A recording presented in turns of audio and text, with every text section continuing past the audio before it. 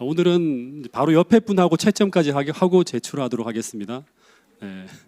자, 아카데미 시험 두 번째, 이름을 다 쓰세요.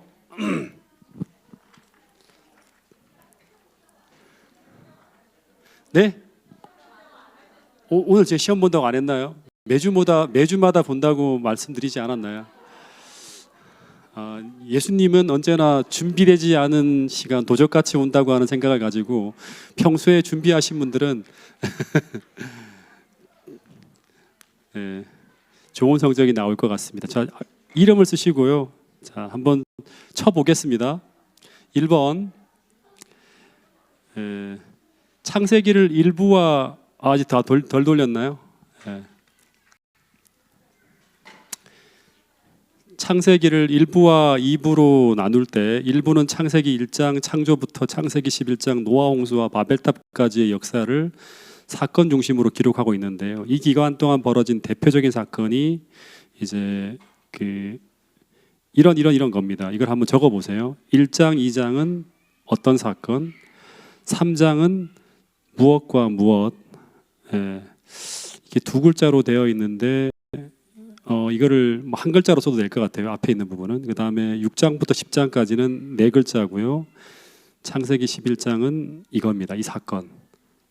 하나, 둘, 셋, 네 가지를 다 써보세요. 부분 점수를 항상 드리겠습니다. 쓸 수 있는 데까지 다 쓰면 돼요. 최선을 다해서.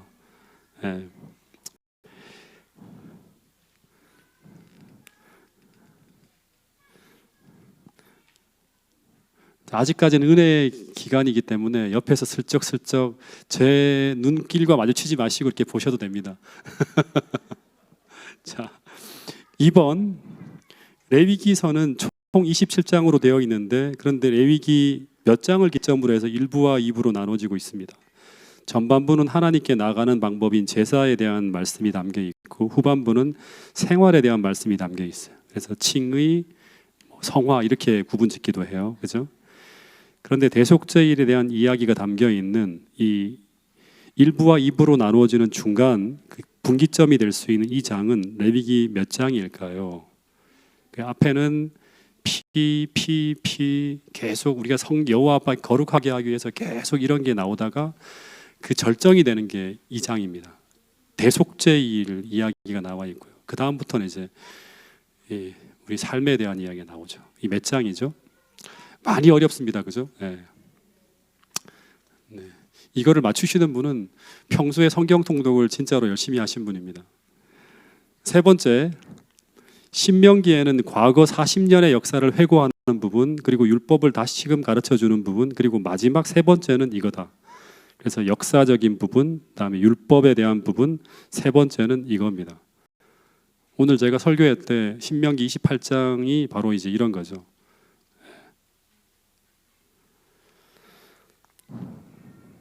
네 번째,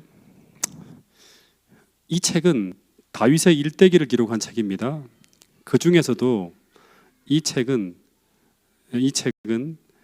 다윗이 왕이 되어 이스라엘을 다스리던 시절의 기록을 담아 놓은 책입니다. 그러니까 앞에 것과 뒤에 것은 달라야 돼요. 앞에 이것은 다윗의 일대기를 기록한 책이에요. 그러니까 다 포함하는 거예요. 그래서 네 글자예요. 그다음에 뒤에는 그 중에서도 다윗이 왕이 되어 이스라엘을 다스리던 시절의 기록이 담겨 있는 것은 이 부분입니다. 이 책입니다.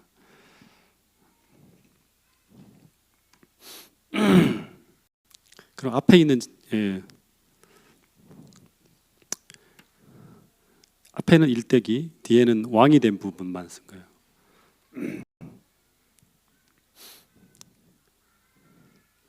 앞에 부분은 5글자가 될 수도 있어요. 자, 5번 사무엘상에는 세 사람이 등장합니다. 그 세 인물을 한번 써보세요. 다윗이 등장하기 전에 등장했던 두 사람만 더 적으면 되겠죠.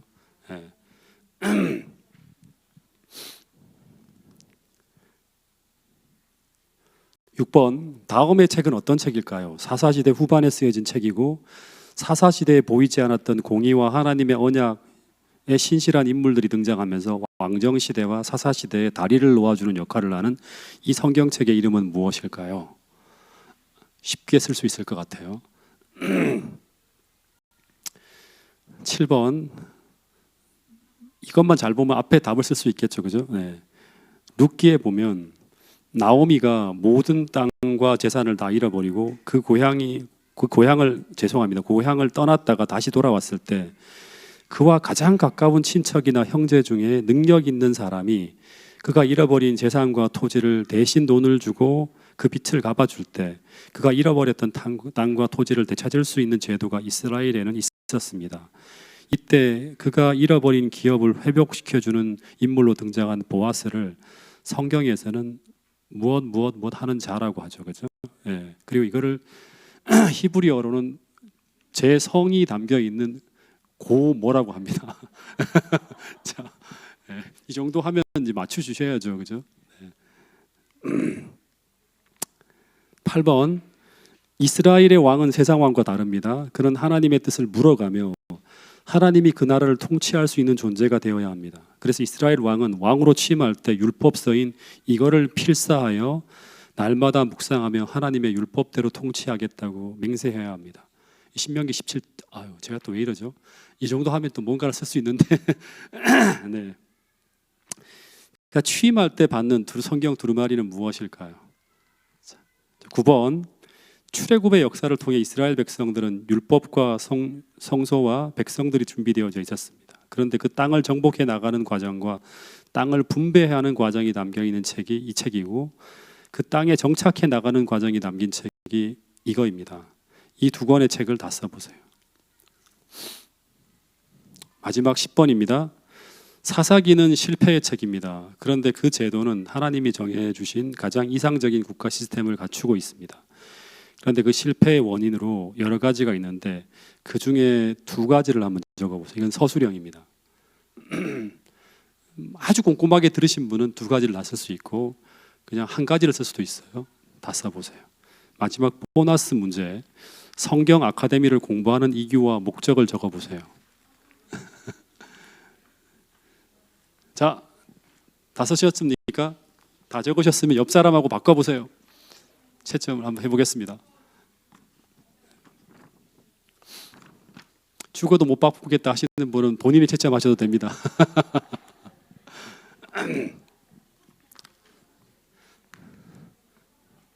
자, 채점하겠습니다. 창세기 1부와 2부로 나눌 때 1부는 창세기 1장 창조 때부터 11장 노아와 바벨탑까지의 사건 중심으로 기록합니다. 그 대표적인 사건은 1장, 2장은 창조, 3장은 타락과 복음, 죄와 복음 해도 돼요. 6장부터 10장은 노아홍수, 그 다음에 11장은 바벨탑. 다 맞으신 분은 10점이고요. 부분 점수 2.5점씩을 생각해서 이렇게 채점해 주세요.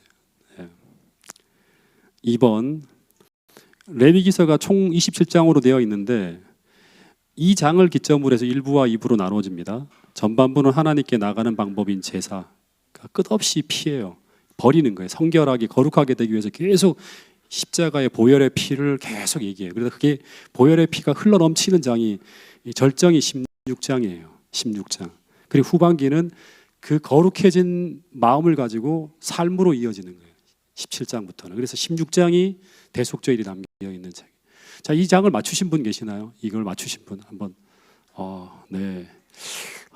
감사합니다. 네. 16장입니다. 레위기 16장. 그리고 재림교회에서 되게 많이 보는 장이 이 장이에요. 앞으로도 많이 이 부분을 가지고 여러분들 공부를 하게 될 것 같아요. 신명기는 과거 40년의 역사를 회고하는 역사적인 부분, 그 다음에 두 번째는 율법을 다시금 가르쳐주는 율법에 대한 부분, 마지막 세 번째는 뭐죠? 예언입니다. 네, 신명기 28장 두 가지의 길이 나와요. 그리고 이 예언에 따라서 이스라엘 역사가 쫙 이루어져요. 이거를 모르면 왜 역대기, 열왕기니 여호수아서니 사사기니 왜 이런 이야기가 나오는지 몰라요. 이런 이야기 그 책만 보면 이 예언을 알아야지만 이 예언대로 이렇게 이루어지는 거라는 걸 알 수 있거든요. 그 다음에 4번 다윗의 일대기를 기록한 책은 사무엘서입니다. 사무엘서나 사무엘상하라고 써도 돼요. 다윗의 일대기를 기록한 책은 사무엘 상하입니다. 그 중에서도 다윗이 왕이 되어서 이스라엘을 다스리던 시절의 기록이 담겨 있는 책은 사무엘 하라고 쓰면 돼요. 사무엘 상은 그 전까지예요. 사무엘 상에는 중심 인물이 세 사람이 등장하죠. 그 세 인물은 사울, 앞에는 사무엘, 사울, 다윗, 이렇게 세 사람을 쓰면 돼요. 사사기 후반에 쓰여진 책이고 사사 시대에 보이지 않던 공의와 하나님의 언약에 신실한 인물들이 등장하면서 왕정 시대와 사사 시대에 다리를 놓는 역할을 하는 이 성경책, 룻기입니다. 그 다음에 이 룻기에 보면 제일 중요한 거예요. 룻기에 나오미가 재산을 다 잊어버렸죠. 가뭄이 들면서 다 팔았어요. 근데 하나님 백성들 절대 그걸 팔면 안 돼요. 그걸 하나님이 주신 기업이기 때문에, 토지는 하나님이 주신 거기 때문에 절대 팔면 안 돼요. 근데 너무 가난해서 팔았어요. 근데 팔더라도 그걸 복구할 수 있는 그 희망이 있는데, 그게 바로 뭔가 하면 그 사람과의 가장 가까운 친척이 먼저 권한이 있어요. 혈족이나 친척 중에서 그거를 갚아줄 수 있는 힘이 있는 사람, 재산과 또 경제력이 있는 사람이 그것을 갚아줄 수 있어요. 그 갚아줄 수 있는 사람이 누구인가 하면, 여기 보면 앞에 사람이 다 거절하니까 그 다음 가서 누가 되는가 하면 이 보아스가 그걸 갚아주죠. 그죠? 그래서 이 보아스를 뭐라고 한다? 기업 물을 자, 혹은 고엘이랍니다. 네. 그래서 이 고엘, 기업 물을 자, 이 보아스가 예수님의 표상이 되는 거예요. 우리가 죄를 지어서 이 모든 걸 잃어버렸잖아요. 그죠? 근데 그 죄값을 대신 갚아주기 위해서 인간이 되신 거예요. 혈족이 된 거예요. 그죠? 그래서 갚아주심으로 말미암아 우리가 이제 회복이 되는 거죠. 그래서 우리의 기업 물을 자가 예수님이 되는 거예요. 그 이야기가 성경에 많이 나와요. 자, 그다음 이스라엘 왕은 세상 왕과 다르죠. 하나님의 뜻을 물어가면서 하나님이 그 나라를 통치할 수 있도록 하나님의 대리 통치자가 돼야 돼요. 그래서 이스라엘 왕은 왕으로 취임할 때 기름 부음을 받고요. 두 번째는 율법서를 이렇게 받아요. 그래서 그 율법서를 필사한 걸 받아서 주야로 묵상해요. 이게 이제 시편 1편에 나오는 뭐 그런 이야기예요. 주야로 묵상하면서 내가 하나님의 뜻대로 통치해야 되기 때문에 그렇게 하기로 맹세하고 보좌에 올라요. 그 책이 바로 뭔가 하면 신명기입니다. 신명기 17장에 보면 이렇게 하라고 적혀 있어요. 출애굽의 역사를 통해서 이스라엘 백성들은 율법과 성소와 백성들이 준비되어 있는데 그 땅을 정복해 나가는 과정, 분배하는 과정이 담긴 책이 여호수아서이고, 그 다음에 그 정착해 나가는 과정이 담긴 책이 사사기예요. 사사기는 실패의 책이에요. 그 제도는 하나님이 정해주신 가장 이상적인 국가 시스템을 갖추고 있었어요. 하나님은 항상 완전 이상적인 시스템을 갖추어요. 언제나. 근데 문제는 뭐냐 그러면 실패의 원인, 왜 사사기 가장 어두운 시대, 실패의 시대가 되었을까요? 두 가지만 한번 이야기해 보실 수 있나요? 첫 번째는 뭐다? 첫 번째 하나는 타협이라고 하는 거죠. 사사기 1장, 2장에 보면 하나님이 다 정복하라고 하는데 적당하게 정복을 하면서 이제 문제가 돼요. 두 번째는 또 뭐가 있다? 두 번째는 자신의 소견대로 살아가는 거예요. 하나님의 말씀대로가 아니라 각자 왕이 없으므로, 하나님이 왕인데 왕이 없기 때문에 자기의 소견에 오른 대로 살아가면서 가장 어두운 시대가 되는 거예요. 또 하나를 더 든다 그러면 뭐 세 번째, 두 가지만 적어도 되는 세 번째 또 하나 든다 그러면 이상적인 시스템이었지만 사사들의 타락, 말씀을 떠나서 사사들의 타락을, 사람이 준비되지 않으면, 지도자들이 준비되지 않으면 아무리 완벽한 시스템과 제도를 갖추어 든다 하더라도 가장 어두운 시대가 될 수 있다고 하는 거예요. 우리가 아무리 좋은 조직을 갖추고, 재림교회는 이상적인 조직이거든요. 갖추고 한다 하더라도 그것을 운영할 수 있는 사람들이 없다면 어떻게 된다? 사사 시대로 갈 수 있어요. 아무리 좋은 말씀과 뭐 좋은 어떤 우리가 시스템과 이런 걸 모든 걸 갖추어 놓는다 하더라도 이게 하나님이 다 주셨잖아요. 근데 안 될 수도 있다고 하는 거예요. 자, 그다음 마지막 보너스 문제. 아카데미를 공부하는 이유를 적어 보세요. 이걸 제대로 쓰신 사람은 앞에 있는 모든 걸 다 무시하고 만점을 드리겠습니다. 그래서 아카데미를 공부하는 목적이 뭐죠? 왜 우리가 이 시간에 이렇게 피곤하고 졸리고 한데도 이 공부를 하고 있죠? 네, 집사님 만점입니다. 자, 말씀만 하세요. 다 만점 드릴게요. 하나님이 이 교회의 주인 되게 하기 위해서, 이 통치하시게 하기 위해서.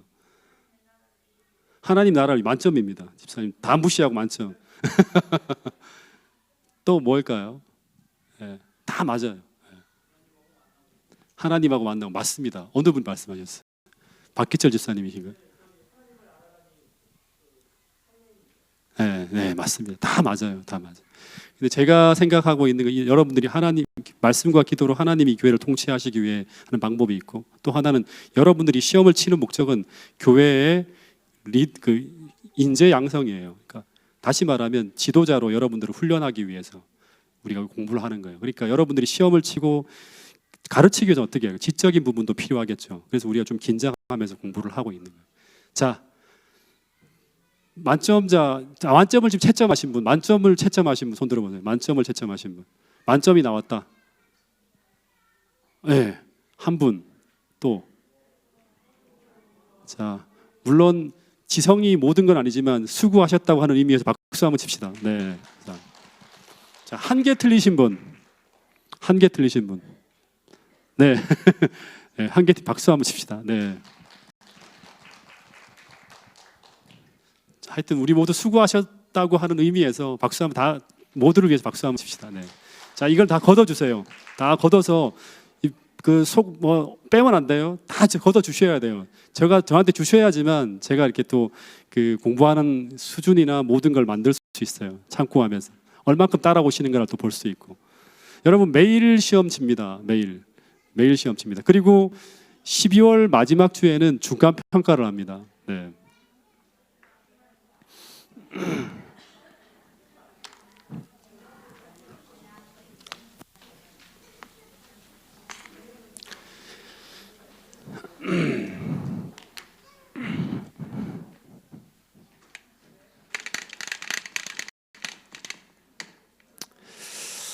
자, 이제 시험은 다 잊어버리시고요. 네. 시험은 다 잊어버리시고 그 지난번에 성적을 잠깐 제가 공개해드리면 평균이 얼마 나왔을 것 같으세요? 지난번 시험에서. 네? 80점이요? 70점이요? 평균이 얼마 정도 나왔을 것 같으세요? 제가 정말 기가 막혔습니다. 이럴 수가 있나? 거의 대부분 만점 나왔어요. 거의 대부분 만점 나왔고 평균이 90, 한 3, 4점? 많이 보면 5점까지도 평균까지 내보진 않았지만 거의 대부분이 만점 나왔어요.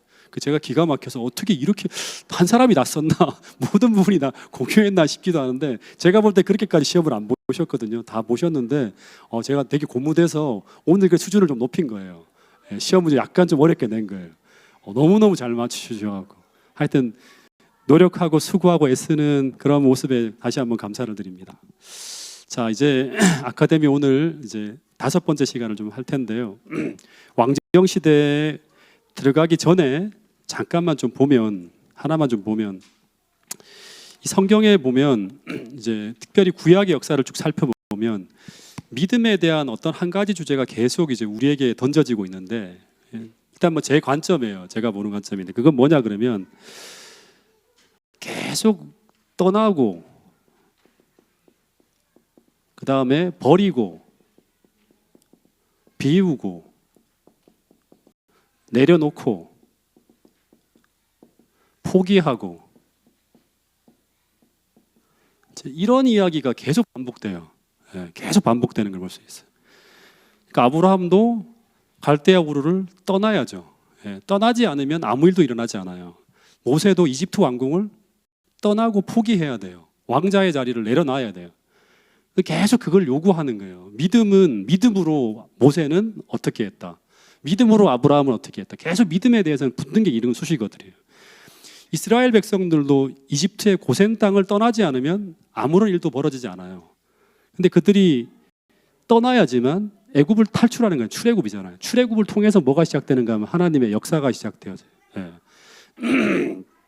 그래서 우리가 진짜로 세상이 주는 축복으로 살아가는 존재가 아니라 정말 하나님이 주시는 은혜와 축복 속으로 들어가려면 그냥 세상이 주는 걸 가지고 하나님이 주셨다고 이렇게 생각하는 게 아니라 진짜로 하나님이 주신 은혜와 축복으로 살아가는 존재가 되고 싶다면 어떻게 해야 되는가 하면 먼저는 죄에서 떠나야 돼요. 그리고 자기중심적인 삶에서 이제 이 자아를 포기해야 돼요. 그죠? 그리고 우리가 소유한 모든 것이 하나님이 주신 것임을 인정하면서 하나님 앞에 내려놓아야 돼요. 이 과정이 이제 하나님의 역사가 시작되어지는 출발점에 우리를 서게 해요. 아브라함도 거기서부터 하나님 역사가 시작됐거든요. 그래서 제가 이제 제 개인적인 생각하면 이 목사라는 직분도 마찬가지예요. 어느 것 하나 다 하나님의 것이고 그 모든 것을 내려놓고 하나님이 주시는 것을 받아서 행할 때 내가 행하는 그 일을 통해서 하나님의 역사가 온전히 이루어질 수 있다고 하는 게 구약에서 계속 여러 인물들을 통해서 가르쳐주는 굉장히 중요한 교훈이라고 하는 게 반복돼요. 그 반복되는 패턴을 읽어내야지만 우리가 진리가 무엇인지를 분명히 알 수 있거든요.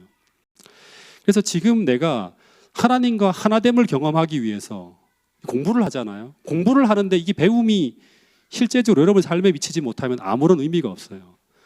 내가 지금 내려놓아야 할 것인지 무엇인지를 꼭 생각해야 돼요. 그걸 생각하기 위해서 조금 심화 과정으로 한번 이제 남아있는 분들을 중심으로 해서 또 우리가 좀 묵상하고 더 깊이 있게 들어가는 그런 것도 할 거거든요. 그래서 한번 생각해 보세요. 또 하나 제가 보는 건 뭐냐 그러면 내려놓고 떠나고 포기하기만 하면 끝인가? 보통 기독교가 아닌 종교는 이 떠남, 비움, 내려놓음을 계속 강조하다 끝납니다. 불교도 마찬가지예요. 무소유, 계속 포기하라고 해요. 비슷한 가르침이죠. 근데 기독교는 그렇지 않아요. 기독교는 떠나고 난 그 다음에 그 떠난 자리를 어떻게 해야 한다? 그 다음에 두 번째는 반드시 채워야 돼요.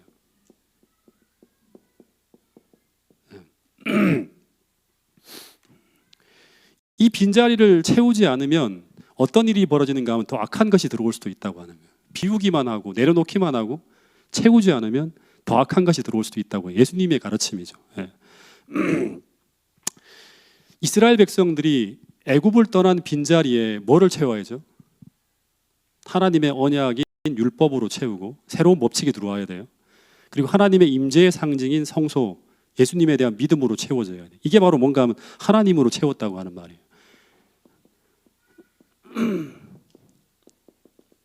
그러니까 성소라고 하는 것과 율법이라고 하는 것을 그들이 받았다고 하는 건 하나님으로 채웠다고 하는 거예요. 하늘의 것으로 채웠다고 하는 거예요.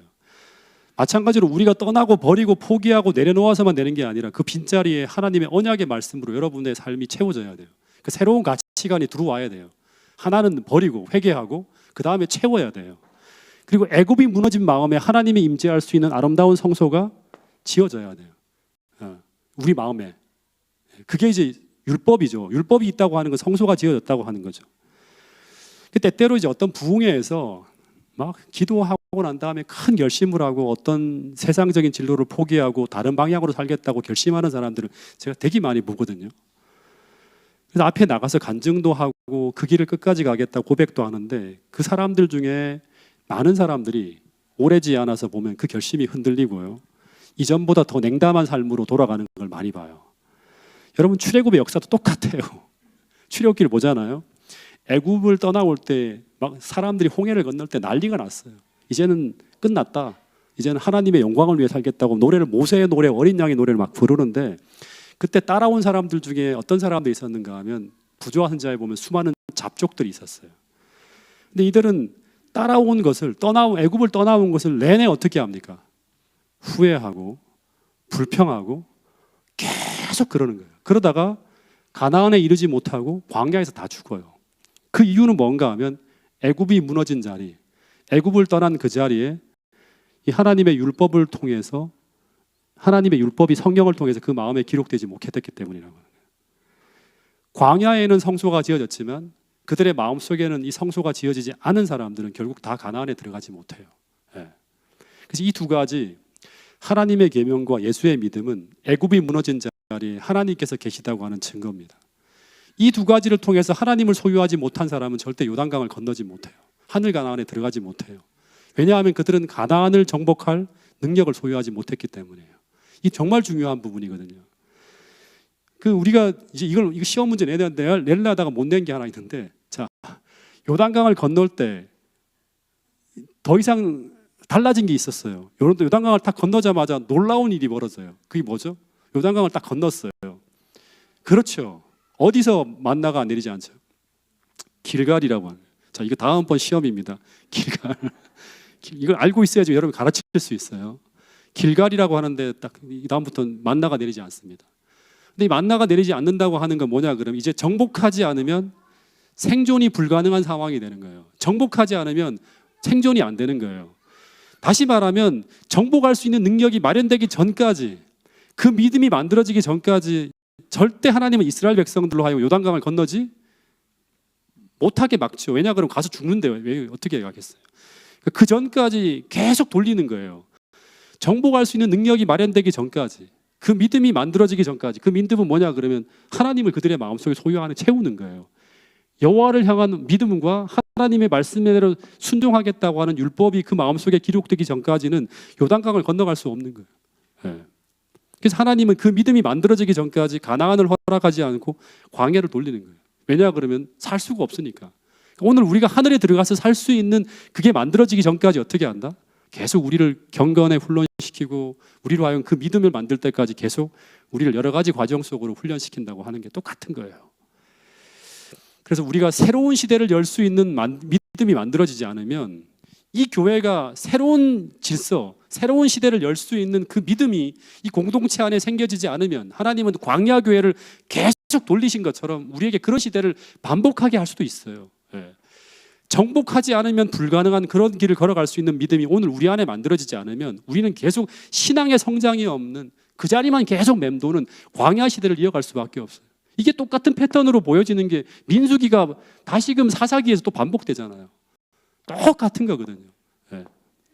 그래서 오늘 또다시 우리 교회 안에 이 아카데미를 공부하는 여러분들의 모든 마음속에 새로운 시대를 열 수 있는 그런 믿음이 만들어지고, 하나님께서 통치하시는 그런 어떤 능력을 실제적으로 소유한 분들이 만들어지게 하기 위한 목적으로 우리는 아카데미를 공부한다. 이 사실을 꼭 기억하시고, 이 교회에 새로운 바람이 불 수 있는 그 한 사람이 여러분이 될 수 있기로 굳게 결심할 수 있게 되기를 간절히 바라겠습니다. 아멘 소리가 너무 작은데 다 아멘 했다고 제가 믿겠습니다. 자, 이제 왕정 시대로 들어가 볼게요. 지금 공부하는 건 한 절 한 절을 보는 게 아니라요, 큰 맥을 보는 거거든요. 성경을 보는. 사무엘서는 다윗 시대에 대한 기록을 담고 있다고 했죠. 그래서 이 다윗에 대한 연구는 되게 중요하거든요. 사무엘상 하를 봐야 되고, 또 하나 봐야 될 게 뭐라고 했죠? 시편이라고 했습니다. 전 시편을 되게 좋아해요. 그래서 거의 뭐 하루에 한 번씩 읽기도 하고, 한 장은 되게 좋아하는데, 이 시편은 다윗이 쓴 시가 가장 많이 담겨 있어요. 근데 다윗이 언제 주로 이 시를 썼는지 아세요? 자, 이걸 좀 알면 더 실제적으로 다가옵니다. 시편을 한번 읽어보세요. 우리 이성은 전도사님이 시편을 강의하고 하는데, 이제 이 공부를 하고 나면 더 실제적으로 와닿을 거예요. 여러분, 그 다윗이 망명 생활이 끝나고 사무엘 하에 보면 다윗이 유대 왕이 되었을 때 나이가 몇 살인지 아세요? 이거를 좀 알면 이제 그 감정을 가지고 이렇게 같이 공감하면서 읽을 수 있어요. 다윗이 몇 살에 이스라엘의 왕이 되었습니까? 네? 사무엘하 5장 4절을 한번 보시면 다윗이 30이에요. 다윗이 30세에 위에 나가서 몇 년을 다스리는가 하면 40년을 다스립니다. 헤브론에서 7년, 그 다음에 예루살렘에서 33년, 그래서 총 40년을 다스립니다. 그래서 30살에 왕이 되는데, 근데 이 사람이 그러면 이 사무엘상 거의 대부분의 시편의 내용들은요, 그가 타락했을 때 뭐 글하고, 그 다음에 대부분은 그 도망자로서 쫓겨다닐 때 쓰거든요. 사울에 의해서 신하로 등용되어지고 모함을 당하고 광야에서 왕에게 쫓기는 신세가 되어가는 그 10년의 기간은 전부 다 언젠가 하면 20대예요. 아주 젊은 나이에 이제 이런 경험을 하게 되는 거죠. 죽음의 웅덩이 속에 들어가고, 그 다음에 인생의 절망 속에 빠지고, 배신을 당하고, 모함을 당하고, 아픔을 당하고, 이런 막 인생의 막 수많은 고통 속에서 그가 그 고통을 뭐로 승화시키는가 하면 믿음으로 승화시키는 거예요. 찬양으로 승화시켜요. 그러니까 다 극복을 해 나가는 거예요. 그러니까 우리가 쓰러져서 절망하면, 극복을 하지 못하면 그게 추억이 되지 못해요. 시로서 승화되지 못해요. 그 닥친 절망 속에서 어떻게 그 문제를 하나님과 함께 처리했는가, 하나님께서는 어떻게 그걸 처리해 주셨는가를 읽으면서 우리는 시편을 읽어요. 네. 그래서 다윗이 모세오경을 다 공부했잖아요. 아브라함의 하나님, 이삭의 하나님, 야곱의 하나님, 그리고 출애굽기 속에 등장한 이 모세의 하나님을 그가 어디에서 이 도망자로 광야 길을 걸어가면서 깊이 깊이 하나님을 구하고 만나면서 그들의 하나님을 비로소 자기 하나님으로 체험하는 거예요. 그 신앙의 성장에 나가는 겁니다. 왕이 된다고 약속해 주셨는데 왜 내가 억울한 일을 당하고 이 죽음의 위험을 받아야 되는가? 왜 하나님은 내게 이런 고난을 허락하시는가? 이게 전부 다 시편 속의 주제예요. 고뇌하면서 답을 찾아가는 거예요. 네. 끝까지 하나님의 약속을 믿고 흔들리지만 그 길을 걸어가면서 하나님을 경험하는 거예요. 그때 이 다윗이 경험했던 심리 상태, 고민, 고뇌, 이런 것들이 다 공개되어지는 게 어디다? 시편이에요. 그래서 같이 울 수 있어요. 내 경험이 될 수 있어요. 막 같이 펑펑 울고 같이, 이 다윗이 얼마나 힘들었을까. 제가 시편 121편을 우리 양경신 집사님 그 선생님 최 교수님 만날 때 거기서 잠깐 했는데, 그때 진짜 그가 내가 산을 향하여 눈을 돌리라, 나의 도움이 어디서 올까 막 노래하잖아요. 그때가 언제인가 하면 사무엘이 죽었을 때예요. 사무엘이 죽으니까 이제 자기를 도와줄 수 있는 사람이 없는 거예요. 이 사무엘이라고 하는 존재는 이 미친 사울 왕을 견제할 수 있는 유일한 존재인데 그 사람이 사라진 거예요. 그러면서 그가 더 이상은 이 유대에 머물 수가 없는 거예요. 그래서 바란 광야로 막 달아가면서 그 산들을 보는데 내 도움이 어디서 올까?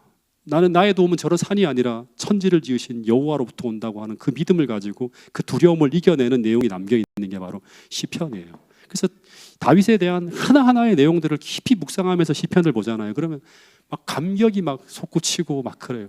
제가 이 태능교회 오기 전에 그 시편 121편을 수도 없이 읽었거든요. 그리고 성주가 노래를 불러주고 군에 가면서 그 노래를 수도 없이 듣고 했는데, 근데 그게 엄청난 힘이 됐어요. 여러분 마찬가지예요. 이 시편의 하나하나의 그 이야기에 담긴 간증들이 여러분들의 간증이 될 때 비로소 성경이 여러분의 것이 되는 거예요. 그 경험을 할 수 있게 되기를 바라겠습니다. 그 다음 이제 다윗이 죽고 난 다음에 이스라엘 역사상 가장 지혜롭다고 하는 솔로몬의 등장과 더불어서 열왕기상이 시작되는데요. 이상한 것 중에 하나는 다윗 이후의 왕들은 전부 다 열왕기상하에 담겨 있고 다윗 왕만 따로 사무엘 상하에 담겨 있다. 이것은 무엇을 의미하는가? 하나의 이 구성까지도 전부 다 메시지가 있거든요. 이스라엘의 진정한 왕은 다윗이라고 하는 의미를 담고 있는 거예요. 다윗은 모든 왕들의 뭐다? 롤모델이에요. 롤모델. 그러니까 우리에게 예수님이 롤모델인 것처럼 다윗은 모든 왕들의 롤모델이에요. 다윗의 길이라는 게 딱 만들어졌어요. 그래서 그 다음의 내용에 보면 그들이 다윗의 길을 쫓아갔다? 성공이에요. 근데 다른 길을 따라갔다? 그러면 망하는 거예요. 안 봐도 뻔해요. 어떤 무질서한 역사가 펼쳐지고 하는 게 딱 만들어지는 거예요. 그래서 이 열왕기상하, 역대상하는 사기 형식으로 되어 있는 역사 기록서인데, 열왕기를 보면 뚜렷하게 세 부분으로 나눠집니다. 첫째 부분은 누구의 이야기가 나올까요?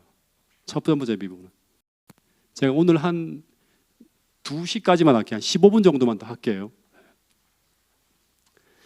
그러니까 꿋꿋하게 좀 따라와 주세요. 아주 단 한 분도 조는 분이 없이 눈을 좀 초롱초롱하게 하면서 중요한 부분이에요. 이거는 진짜 여러분들하고 함께 나누어야 될 되게 중요한 부분을 제가 다루기 때문에 다 들으시고 반복해서 들으시고 질문도 하시고 하셔야 될 내용을 하는 거예요. 지금요.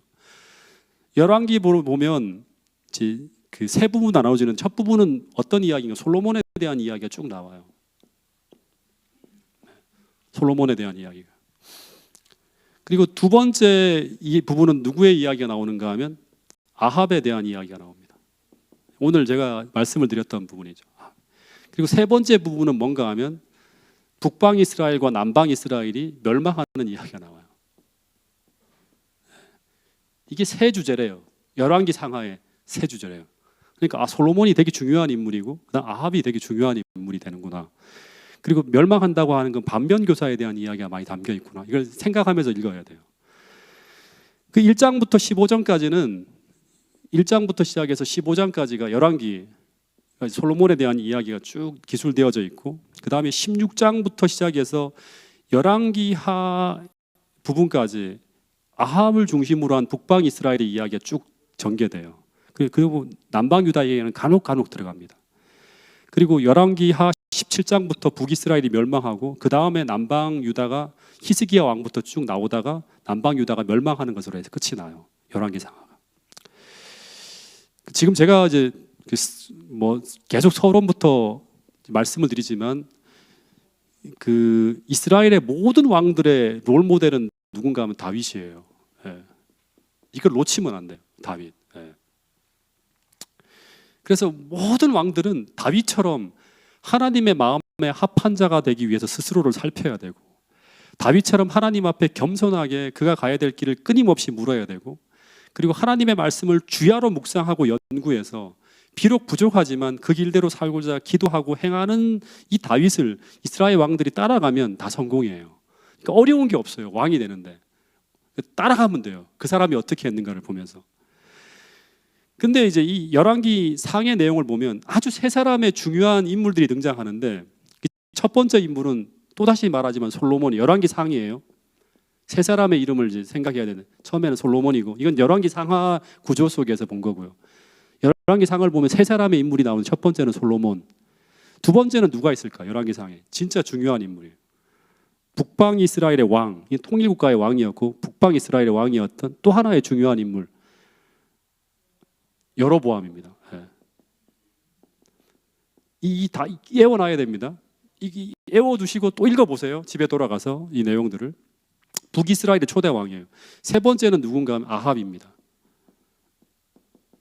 오늘 이 두 사람의 이름과 인물까지만 좀 공부를 하면 시간이 될 것 같아요. 거의. 이 아합 이 세 사람이 있는데 이 세 사람을 좀 주목해야 되는데 그 열왕기 상의 내용을 보면 다윗이 죽고 난 후에 솔로몬이 등극하면서 시작해서 솔로몬이 죽으면서 여로보암이 등장합니다. 예. 그리고 아합 왕이 죽으면서 끝이 나요. 열왕기는요.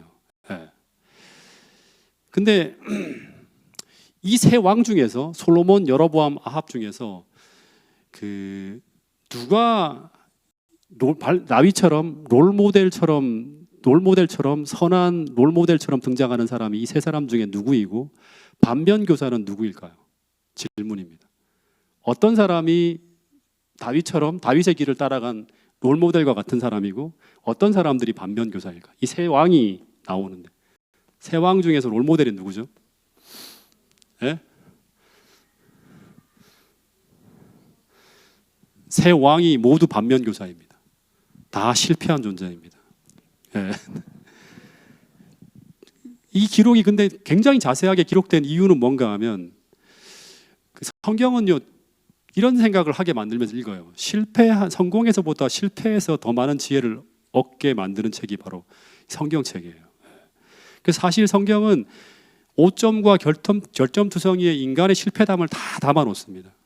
그래서 이 성경이 다른 세속 역사와 다른 점은 인간 영웅을 만들기보다는 아브라함도 영웅이 아니죠. 치사한 일들을 막 하잖아요. 다윗도 그렇고 그죠. 예. 인간의 실패와 실수를 덮어주지 않고 사실을 있는 그대로 솔직하게 기록해서 후대에서 사람들이 그냥 적당하게가 아니라 철저하게 한 인물을 통해서 배울 수 있도록 만들어주는 책이 바로 성경책이에요. 솔로몬에 대해서 잠깐 이야기를 하면 솔로몬의 통치가 시작되어지면서 솔로몬의 지혜를 보여주는 장면들이 등장하는데요. 제가 1장, 2장을 원래 오늘 그 설교를 하려고 했어요. 그러다가 좀 미뤘는데요. 이 1장, 2장을 보면 솔로몬이 왕권을 강화하기 위해서 어떻게 하는가 하면 정적들을 차례대로 다 숙청하는 내용이 나옵니다. 1장, 2장에 보면 아비아다를 귀양 보내고 요압을 죽여버리고 그 다음에 자기 형을 또 이렇게 제거하는 그런 일들이 쫙 나와요. 3장에서는 그가 다시금 하나님을 찾는 장면도 나오지만 그 다음에는 어떤 일을 하는가? 무분별한 정략 결혼. 그리고 말과 병거를 막 증강시키고 외국과의 정치적 동맹을 하고 외교 목적으로 우상 숭배를 막 끌어들이는 장면이 나옵니다. 그리고 노동력을 착취하고 막 큰 성들을 지으면서 그리고 전시적인 행정 그리고 12지파를 완전히 다 무너뜨립니다. 지방자치를 다 무너뜨리고 솔로몬 한 사람에게로 중앙 집권적으로 모든 권력을 모으는 걸 해요. 예. 전부 하나님 방법이 아니에요. 예. 그러면서 나라가 분열되어지는 씨앗이 언제 뿌려지는가 하면 그 아들 때 뿌려지는 게 아니라 성경을 읽어보면 솔로몬 때 뿌려집니다. 예. 솔로몬 당시엔 사람들이 힘이 없기 때문에 말은 못하고 숨어지네요. 워낙에 왕권이 막강하니까. 세상의 전제군주 같은 어떤 그런 막강한 왕권을 누리던 사람이었어요. 그러다가 솔로몬이 죽자마자 그 아들이 누구죠? 르호보암이라고 하는 아들이 이제 왕이 되자마자 어떻게 합니까? 찾아가서 우리 이렇게 못 살겠다. 세금 줄여달라고 하면서 이런저런 솔로몬 때 모든 걸 개선해달라고 요구하는데 거절하자마자 어떻게 됩니까? 분열이 되어지는 거예요. 예. 그래서 솔로몬이 하나님을 떠나서 세상적인 방법과 더하여서 하나님을 떠나서 죄와 타협하면서 나라를 다스리는 이런 정치적 수완이 솔로몬에게는 어떤 일을 만들어내는가 하면 사람들이 보기에는 성공하는 것처럼 보여요. 이게 문제예요. 이게 진짜 무서운 거예요. 솔로몬이 성공한 나라를 만드는 것처럼 보여요. 그때가 최대 판도로 막 나라가 부강하거든요. 실제는 이런 성공은 어디서 온 거냐면 다윗 때 만들어진 그 힘으로 말미암아 그 노력으로 그 부로 말미암아 솔로몬은 누리는 거예요. 그냥 각이 왕만 되더라도 그냥 누릴 수 있는 거예요. 근데 솔로몬의 이런 어떤 일들이 성공하는 것처럼 보였기 때문에 사람들은 누구의 길을 따라간다?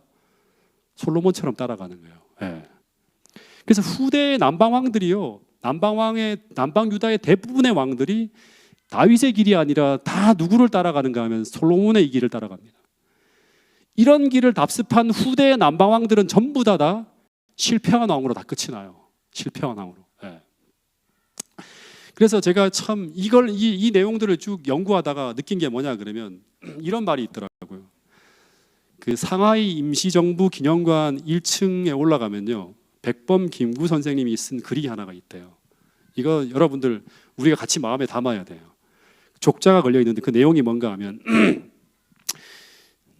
답설야 증거 불소란행 금일아행적 수작 후인정이라고 하는 글이라고 합니다. 근데 이걸 풀면 어떤 내용인가 하면 눈 덮인 들길을 걸을 때에는 눈 덮인 그 들길을 걸을 때에도 이리저리 함부로 걷지 말라 하는 거예요. 눈 덮인 길을 처음 걸어가는 거잖아요. 함부로 걷지 말라. 오늘 내가 딛고 간 발자국은 뒤따라오는 이에게 이정표가 되기 때문이라고 하는 거예요. 그 발자국을 따라 사람들이 쭉 쫓아온다고 하는 거예요. 진짜 중요한 말입니다. 진짜 중요한 말이에요. 오늘 우리가 살아가는 모든 길은 후배들에게 뭐를 남긴다? 한 모본을 남긴다고 하는 거예요. 예. 그래서 솔로몬의 말년에 자신의 이런 실패를 참여하게 되죠. 와, 이렇게 잘못 살았구나. 그래서 후대 왕들이 자신의 길을 반면교사로 삼아주기를 바라면서 기록한 책이 뭐다? 자기의 삶을 자기의 어떤 후대 왕들이 이 솔로몬의 길을 반면교사로 삼아주기를 바라면서 기록한 책이 뭐다? 전도서예요. 전도서예요. 이 전도서의 주제가 뭔가 하면 이 솔로몬이 아주 깊은 사색을 통해서 반성한 후에 인생의 한 결론을 내려요. 제가 솔로몬 이 전도서를 한 5번, 6번 계속 읽었는데 이 주제가 뭔가 하면 최고의 선은 인간의 부나 명예나 인생의 쾌락이 아니라고 하는 거예요.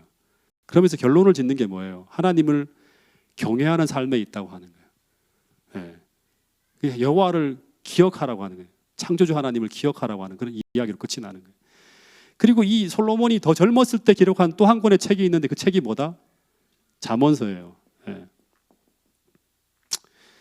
근데 이 잠언서는 솔로몬의 이름으로 나온 것이지만 실제로는 다윗이 솔로몬을 가르쳤던 철학과 생활 지침들이 담겨 있는 책이라고 대부분의 학자들이 많이 이야기를 해요. 솔로몬이 쓰긴 했지만 솔로몬의 삶이 담긴 책은 아니에요. 왜냐하면 솔로몬은 이 잠언대로 살지 않아요. 그 젊은 날은 완전 다른 길을 걸어가죠. 예. 이건 배운 것이지 솔로몬의 삶으로 채택된 게 아니에요. 잠언서는. 그래서 학자들은 잠언서의 삶의 지침들은 다윗의 생애에 더 잘 들어맞는 책이라고 합니다. 다윗이 가르쳤거든요. 내 아들아 아들아 하면서 이렇게. 예. 어쨌든 이 잠언서의 주제는 지혜인데 그 지혜라는 것은 뭔가 하면 하나님을 신뢰하는 믿음이라고 해요. 그 믿음이라고 하는 건 뭐다? 다윗이 어떻게 살았죠? 마음을 다해서 하나님을 의뢰하고 자신을 스스로 지혜롭다고 여기지 않고 자신의 명철과 지혜를 포기하는 것. 이것이 바로 여호와를 경외하는 삶이고 이것이 명철이고 이게 지혜라고 하는 거예요. 이게 다 다윗의 삶이에요. 솔로몬이 아니라. 예. 그리고 아가서는 솔로몬이 젊었을 때 한 여인을 사랑한 이야기인데, 이 아가서는 예수 그리스도가 교회를 사랑하는 모습을 아름다운 시가 형태로 이제 표현해 놓았다고 성경에 포함되어진 거예요. 그래서 다윗이 기록한 책은 뭐다? 다는 기록한 건 아니지만 시편을 기록했다고 하면 솔로몬이 기록한 책은 세 권이다. 전도서, 잠언, 아가. 자, 이게 시험에 나올 수 있겠죠? 전도서, 잠언, 아가. 다윗과 연관되어지는 건 시편이다. 예. 이 솔로몬이 기록한 책은 전부 다 지혜 문학서라고 이렇게. 솔로몬이 기록한 책 속에도 시편이 들어 있습니다. 시편, 잠언, 전도, 아가. 예. 자, 한 사람만 좀 더 공부하고 좀 마칠게요. 열왕기서로 돌아가서 우리가 반면교사로 삼아야 될 또 한 명 세상적으로 성공한 것처럼 보이는 북방 이스라엘의 한 왕을 들여다봐야 되는데, 이 여로보암입니다. 아합은 다음에 할게요.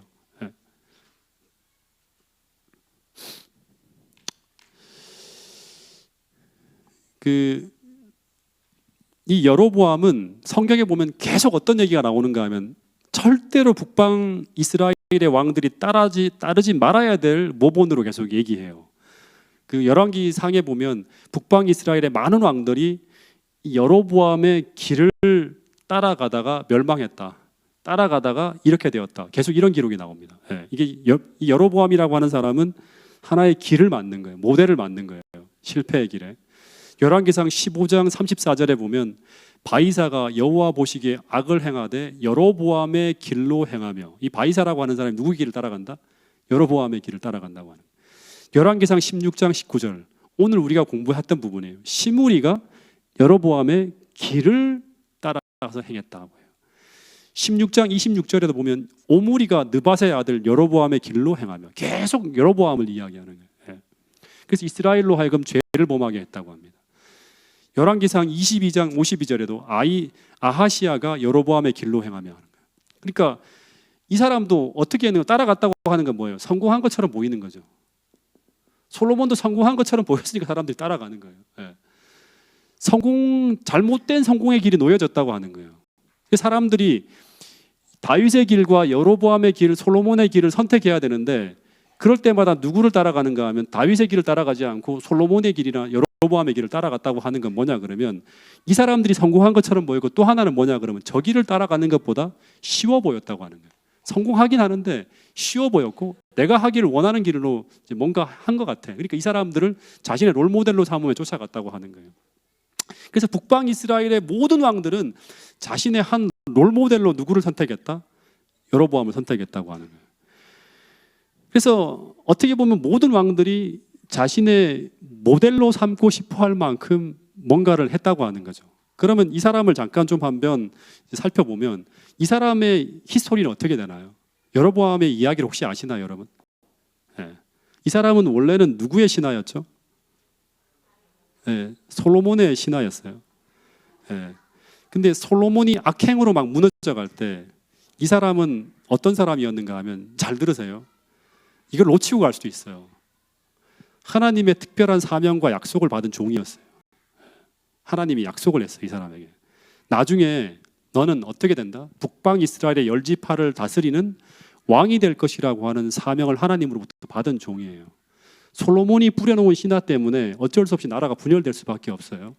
그때 너는 북방 이스라엘 10지파를 맡아서 어떻게 하라? 하나님 나라로 이끌으라고 하는 사명을 부여받은 사람이 누군가 하면 이 여로보암이에요. 근데 이 솔로몬이 이걸 알고 어떻게 하면 이 여로보암을 어떻게 합니까? 나중에 미래에 이 위험한 존재가 될 걸 알고 이 여로보암을 죽이려고 합니다. 그러자 솔로몬을 두려워해서 이 여로보암이 어디로 가는가 하면 애굽으로 도망가게 됩니다. 애굽으로. 근데 애굽으로 도망가면 안 돼요, 원래. 잠깐 얘들아 좀 조용히 좀 해라. 솔로몬이 이 여로보암을 죽이려고 하자 솔로몬을 두려워해서 도망을 하게 되는데, 어디로 도망가는가 하면 절대로 이 사람은 하나님이 약속을 받은 인물이잖아요. 그러니까 이 사람은 이스라엘을 떠나가서는 안 돼요. 근데 애굽으로 도망을 합니다. 근데 만약에 역사에 만약은 없지만 만약에 저는 생각해 볼 때 이 여로보암이 사울 밑에서 도망자로 살았던 다윗처럼, 다윗도 어떻게 했죠? 약속을 받았지만 바로 왕이 안 되죠. 사울이 죽이려고 하잖아요.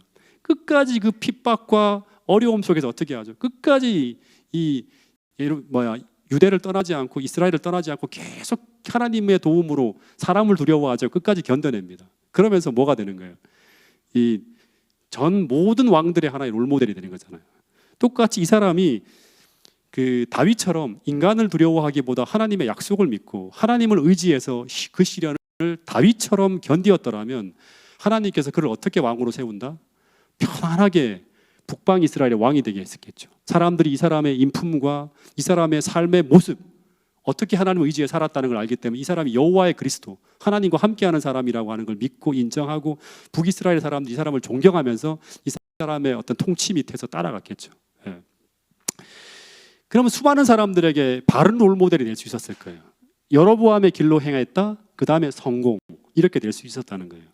근데 이 사람이 하나님의 방법을 따르지 않고 이스라엘 왕으로서 배우지 말아야 할 많은 세상적인 방법과 잘못된 삶의 원칙들이 이 사람에게 놓여집니다. 그리고 이 사람 때, 여로보암 때 북이스라엘이 어떤 시기에 세상적으로 보면 어떻게 되었는가? 성공했다고 하는 거예요. 이게 문제예요. 세상적으로 보면 성공했다고 하는 거예요. 예. 이 사람이 왕이 되어서 열지파를 다스리는데 세상적인 원칙과 그런 걸 따라갔지만 어떻게 되었다? 겉으로 볼 때는 성공을 해요. 번영을 합니다. 그러면서 이 사람이 더욱더 자신의 야망과 자신의 욕망을 채우기 위해서 세상의 흐름과 더 타협하기 시작해요. 그러면서 실패한 잘못된 몇 가지를 하게 되는데 그 중에 대표적인 게 뭐냐 그럼 이 사람이 왕이 되자마자 하나님의 약속을 믿지 못하죠. 왜냐 그럼 내가 하나님 뜻대로 살지 않고 있으면 하나님의 약속을 주장하지도 못하고 신뢰하지도 못하고 따라가지 못해요. 그래서 북방 이스라엘 백성들이 여기 성전이 없잖아요. 그래서 성전이 있는 유다에서 절기를 지키려고 하자 어떻게 하는 거? 흔들려요. 이 사람이. 그러면서 북이스라엘 백성들이 전부 유다로 갈까 봐 어떻게 합니까? 이것을 막기 위해서 어떻게 하죠? 오늘 우리가 공부했던 북이스라엘의 타락의 기초를 놔요. 어떻게 하죠? 명백히 하나님의 명령에 위배되어지는 유사제단을 쌓습니다.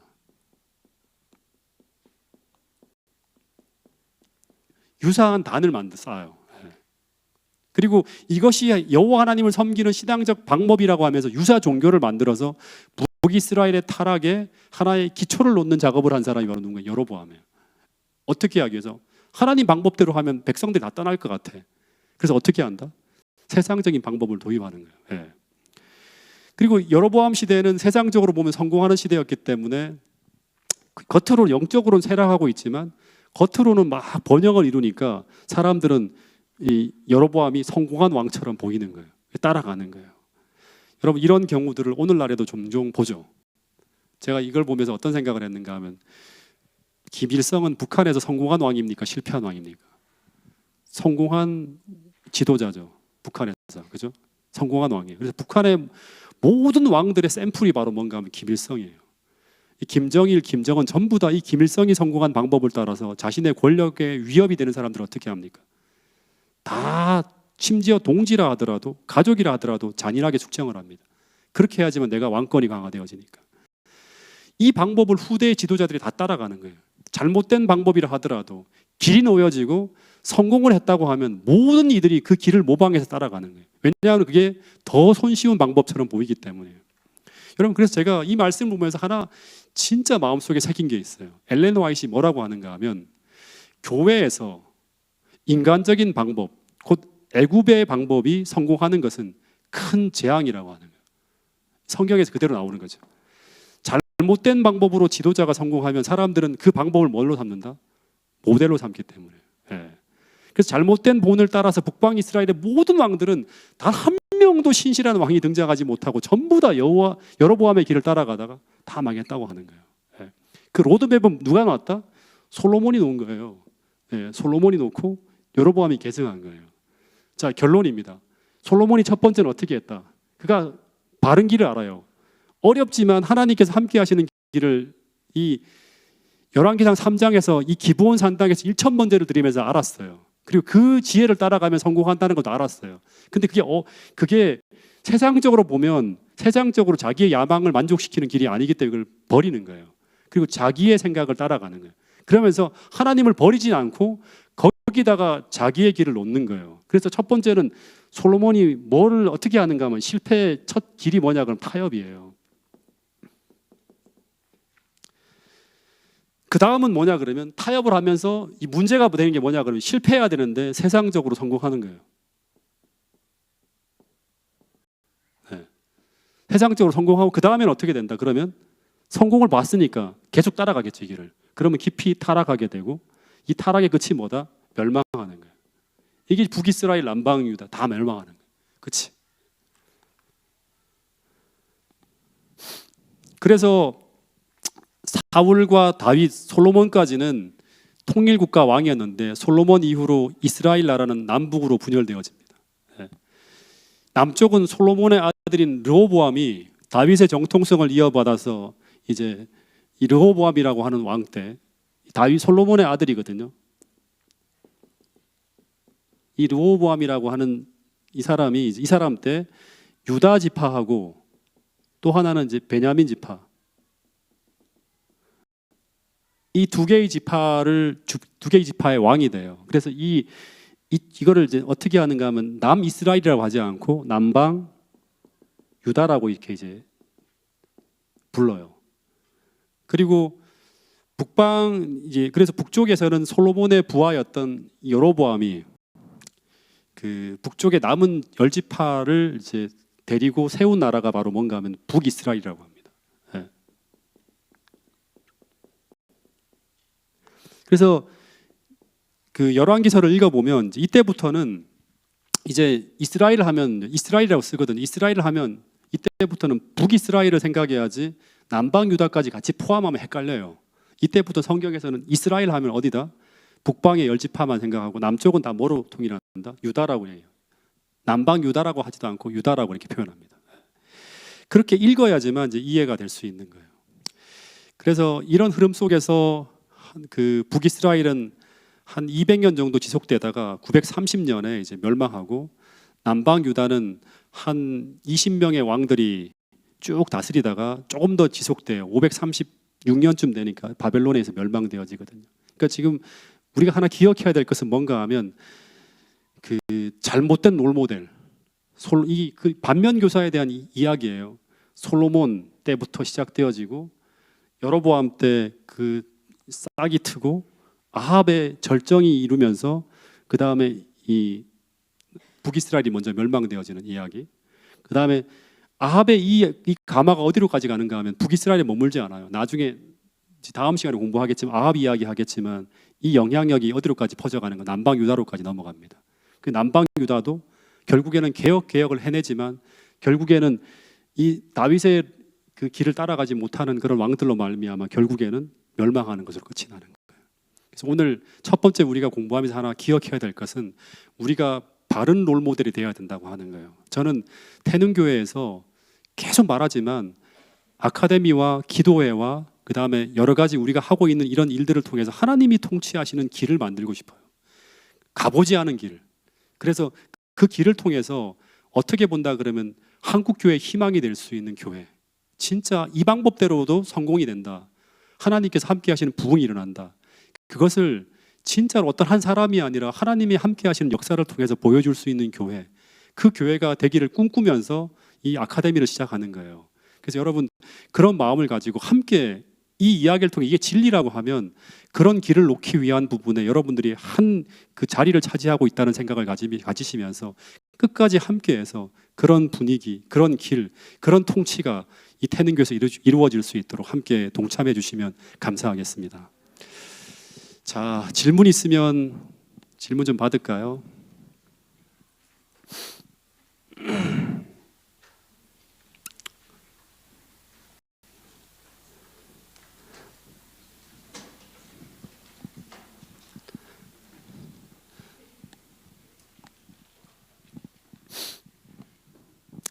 힘드시죠? 설교도 듣고 또 후에 또 1시간 공부하는 게. 자, 그럼 기도하고 마칠까요? 어느 분이 그럼 저를 대신해서 기도를 해주시겠습니까? 우리 서기호 장로님이 눈을 마주쳤네요. 서기호 장로님 기도해 주시고 마치겠습니다.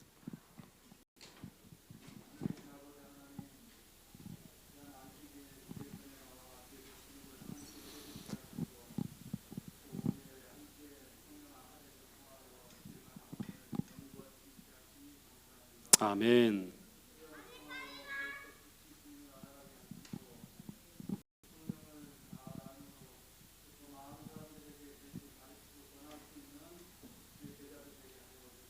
아멘. 아멘. 아멘.